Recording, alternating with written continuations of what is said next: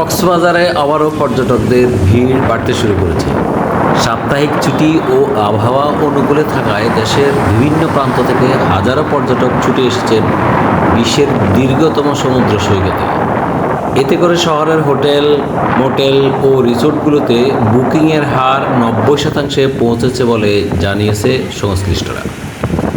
গত কয়েকদিন ধরে কক্সবাজারে পর্যটকের সংখ্যা ধারাবাহিকভাবে বাড়ছে।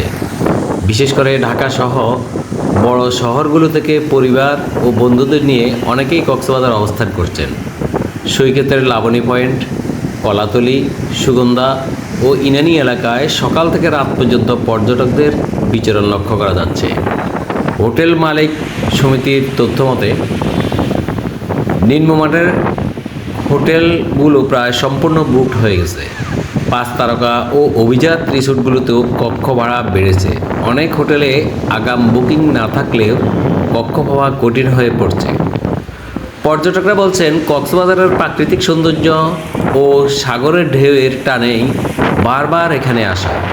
রাজধানী থেকে আসা এক পর্যটক জানান, দীর্ঘ কর্মব্যস্ততার পর পরিবার নিয়ে কিছুটা সময় কাটানোর জন্য কক্সবাজারই সবচেয়ে ভালো জায়গা মনে হয়েছে।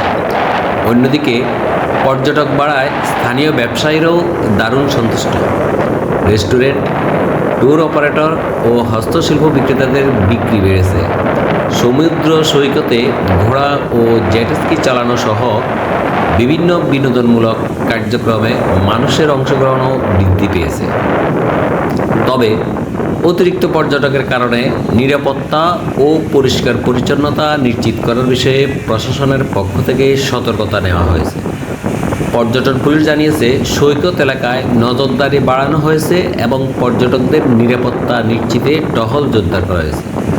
সংশ্লিষ্টরা মনে করছেন, সামনে আরও কয়েকটি ছুটি থাকায় পর্যটনের এই ধারা অব্যাহত থাকবে।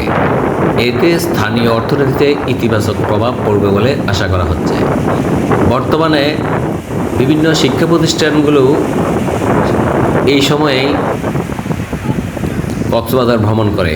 তাদের শিক্ষা সফর হিসেবে তারা কক্সবাজারকে প্রথম চয়েস হিসেবে বেছে নেয়।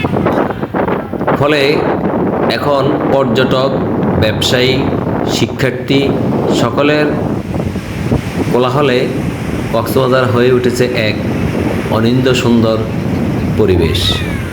সেখানে সাগরের ঢেউয়ের আওয়াজে, টান টান বাতাসে ডুবন্ত সূর্যের দৃশ্য দেখতে সবাই উৎসুকভাবে চেয়ে থাকে সাগরের পানে। আপনার মন যদি ভালো থাকে, আপনার মন যদি খারাপ থাকে, এখনই চলে আসুন কক্সবাজারে, ঘুরে যান।